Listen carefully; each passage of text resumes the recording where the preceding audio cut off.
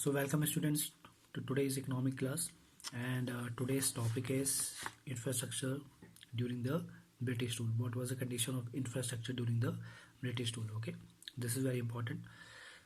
See, under the colonial rule, the basic infrastructure such as railways, ports, water, transport, post, telegraph developed. Okay, and it was not that these development was to provide basic amenities to the common people, but it was to serve the colonial interest. Okay, so we'll we'll see the state of infrastructure during the British rule. Okay, so first we will look at the roads. Okay, now British constructed roads in India. The purpose was to mobilize the army within India. First, they want that army could move within India very quickly, so that if any revolt take place against the government, they can curb it. Okay. Second, it roads also help in drawing out the raw materials. Okay, from India to nearest railway station or ports, from where it was exported to the British nation. Okay. Uh, However, there was not much progress in terms of developing roads in rural areas. Okay, so because of this, what happened? The people who are living in these areas, they suffered badly during natural calamities and famines. Okay, so the sole purpose of building roads was to serve the interest of British government. Okay, now railways. Okay, railways uh, affected the structure of Indian economy in two different ways. Okay, you already know that British introduced railway in India in 1850, and it is considered as one of the most important contribution of British to India. Okay, so how railway affected the structure of Indian economy? We can understand it by two important ways.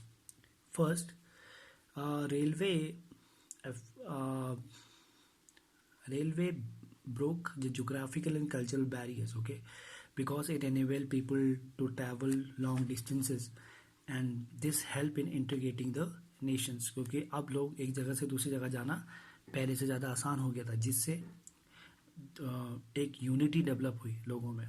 Okay, now the areas which once were not out of reach, now it became accessible. Okay, second thing which railway did, it fostered the commercialization of Indian agriculture.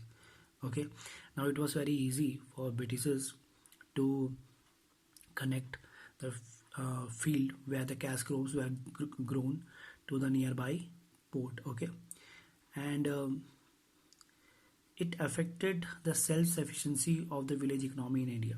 Okay, when this happened, actually earlier farmers do the subsistent agriculture. Okay, but due to commercialization of agriculture, they were not able to do their subsistent agriculture, which affected their living. Okay, so if we look at the social benefits which Indian people gain owing to introduction of railways, you will see that it led to huge economic loss on account of drain of Indian wealth to the Britain. Okay, as India became exporter of primary products and importer of finished goods. Now, next is water transport. The colonial government took measures for developing inland trade and sea lanes, but these measures were far from satisfactory, and it do not help their purpose as well as the purpose of people living in India. Okay, now next is British rule. Next is communication. Okay, see, British rule in India developed the modern ways of communication like post and telegraph. Okay, and these were the most popular and widely used means of communication. Telegraph was to maintain law and order in country. It was easier for British government to communicate with the other regions with the help of telegraph, जिससे law और order maintain करने में ज़्यादा आसानी हुई. ठीक है. While postal services have wide utilities, okay, but it remain inadequate for domestic growth. यानी आप लोगों के लिए उस ग्रोथ उतनी नहीं हुई जितनी होनी चाहिए थी. Okay. So if you look at the causes of infrastructure development, you will see that it was to serve the colonial interest. Okay. um, it helped them to effective check on the vast Indian economic territories. uh, it also helped British government as they made huge profit by linking railways with major Indian ports. Okay. And to invest British fund in India to make profit. Okay. So real motive to develop infrastructure was to provide basic amenities to the people, and various but to serve the various selfish interest of the British government. मतलब उनका जो main purpose ये नहीं था कि वो जो आम भारतीय लोग हैं उनको बेसिक एमिनिटीज़ प्रोवाइड करें, बट उनका जो सोल पर्पस था वो ये था कि वो जो ब्रिटिश इंटरेस्ट है इंडिया में उसको वो पूरा कर सकें. So this was the reason for the infrastructure development in British rule. Okay.